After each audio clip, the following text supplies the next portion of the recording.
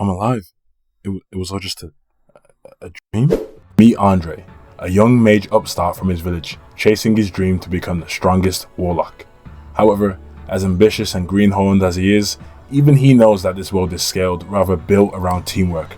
Not a single person will be able to achieve anything alone, no matter how strong you are in RuneSlayer. So with him, he takes friends from the same village, Coco the priest, Winter the warrior, and Nobu the archer. Together, these four plan to conquer everything this world has to offer and become the strongest, one step at a time. But first, what was that dream about? Does it mean anything? And why do I have this note telling me to meet someone behind the counter at the guild hall? But I walk inside the guild hall with my party following. Quickly I find my answers. There behind the counter sits a man clad in shiny silver armor and of powerful stature. He tells me his name is Cliff, that he's the master of this guild hall and the one who wrote me that note. He tells me he found me unconscious and brought me here, and asked what happened to me. He must be referring to that strange dream I had. I waste no time and tell him everything, but he's completely clueless. However, instead of leaving me in the dark, he tells me I should visit the church nearby. Maybe they have the answers for me. But before I can get going, he takes a good look at me and sees some potential. He asks for a favor of me, and to repay him for his kindness, I accept. My task is to get strong enough to help him with something, but I don't know what yet. And since I'm here to become the world's strongest anyways, it seems like killing two birds with one stone. He advises me to speak to the lady working at the guild hall if I wanted to get stronger.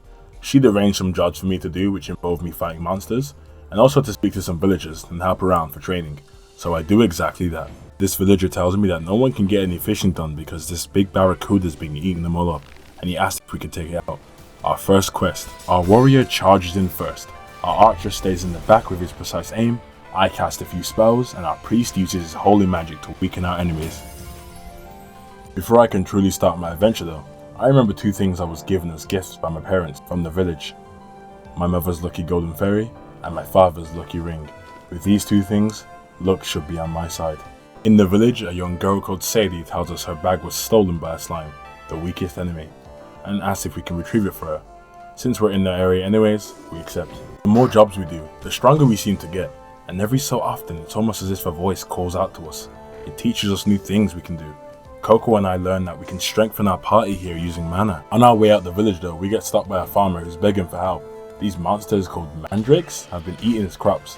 But we know the drill by now, so we make quick work of them. We exterminate some deer, slimes, giant bees, and anything else that's bothering the villagers.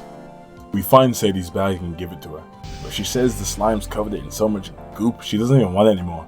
So we take it for ourselves. It may be yucky, but hey, it's a place to store things. We thought we did good by clearing out the slimes. However, someone wasn't happy about that. The king slime. After noticing his people had been dwindling in number, he came out to avenge them by taking us on. We couldn't risk letting the slime king get any closer to the village. So we go! Winter charges in. With the chestplate he bought from the store, he'll be able to resist some of the slime king's force. Nobu stands back and shoots arrows that sink right into the core of the slime king. Coco focuses on using holy magic to keep our warrior alive, and I conjure spells to tear through his slimy exterior. With barely any difficulty, we vanquish the slime king. We head back to the guild hall to check in with the receptionist. She tells us that we're now strong enough to take the class rank quest. We're beginners, so we'll start off at F rank, but we need to be at least E rank for the job Cliff wants us to do. So we waste no time and head straight to it. An F rank dungeon boss. Heading down the dark hole in the farmer's plot, we enter the cave of the boss we've been assigned to. Those nasty mandrakes from earlier, they were being commanded by whatever's down here. The job we took said Mandrake King's Cave, so I know exactly what to expect. Thanks to the farmer, we had lanterns, but I see eyes lurking from the dark. Almost before we could react, boom! The Mandrake King attacks. Just like his minions, he himself screams and causes you to fall asleep.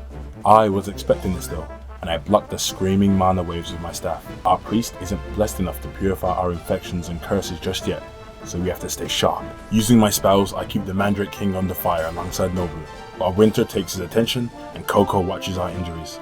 It was a fierce battle, but not too much greater than the King of Slimes. After dodging and weaving his explosions, our party was able to land a decisive blow. Victorious, with no casualties. Nobu picked up the Mandrake King's crown and gave it to me. It seems he was able to use some sort of monster magic, as putting on this crown makes me feel stronger. Feeling accomplished, we head back to the guild hall to let Cliff know of our newfound strength. He congratulates us and wastes no time, explaining that the goblins are doing something devastating and shady. To protect this country, he's investigating. He believes there might be a commander of sorts for the goblins and asked us to investigate. Since he made us get stronger to even tell us this, something tells us that we should be a little extra prepared. So just in case, we head to the guild hall and take on some of our new E-rank quests, just to get a little stronger first. On the way there, a villager stops us and asks us why we're so bare bones. We're a little confused, but he gives us a list of materials to make clothing and armor suited to our roles as adventurers. I guess we'll get this while we're out on our jobs. We find a lady in the forest who asks us for some mushrooms and roots. Maybe she's making some potions, so we agree to get them. This forest, however, proved to be much more menacing than the field from earlier. Wild boars, wolves, and even bears dominated this unruly forest. However, the bears proved to be the biggest threat here by far.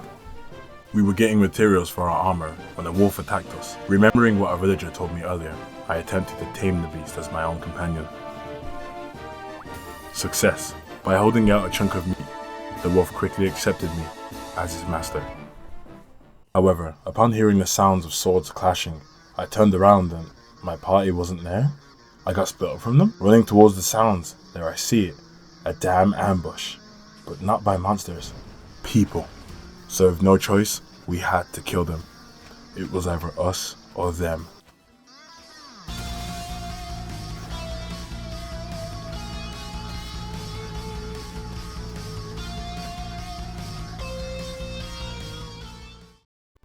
Returning back to the lady in the forest, we hand her the roots and mushrooms she asked for, then we head back for the job Cliff sent us to do, the goblins. But before that, we use the list given to us by that villager and get ourselves suited up in our first set of gear.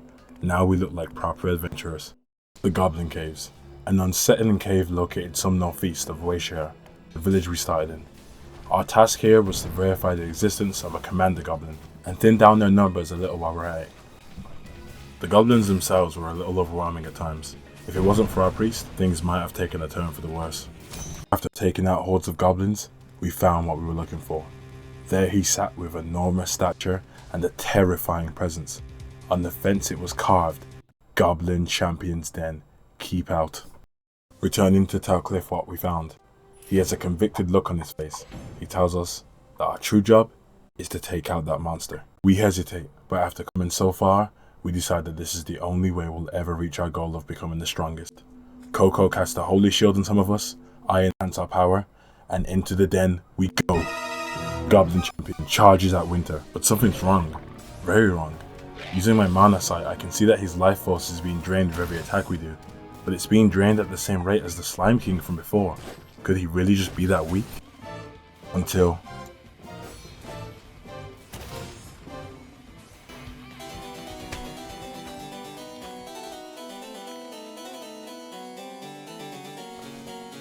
the Goblin King tears off his cape, and with a new reawakened strength, goes berserk on my party. With every attack he does, they only seem to get more and more devastating. And due to this, our warrior, Winter, perishes. But weirdly still, I could yet feel his life force, almost as if he was still with us. But that's to worry about later. At this rate, we'll all die too. We all do our best, struggling around, but with no warrior, it seems hopeless as we're not suited for close combat. Until then comes Winter. My hunch was right. He's back. With our warrior rejuvenated, we finally put an end to the Goblin Champion, once and for all.